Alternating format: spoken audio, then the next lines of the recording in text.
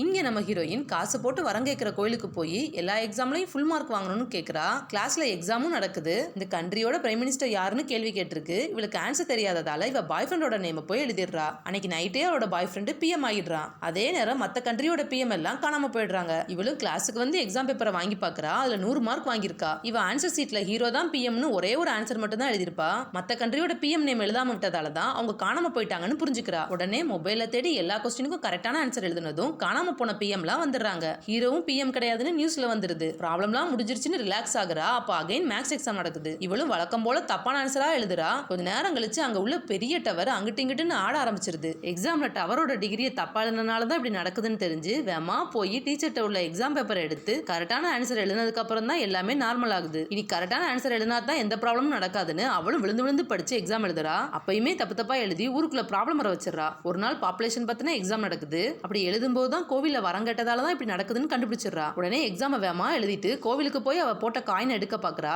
கை கிட்ட வந்த காயினை அகைன் உள்ள விழுந்துருது. அப்போ ஒரு பெரிய லைட் வந்து உலகத்துல உள்ள எல்லாருமே காணாம போயிடுறாங்க. என்ன ஆச்சுன்னா லாஸ்டா எழுதின எக்ஸாம்ல கடைசி பக்கத்துல உலகத்தோட பாப்புலேஷன் எவ்வளோன்னு கேட்டிருக்கோம்.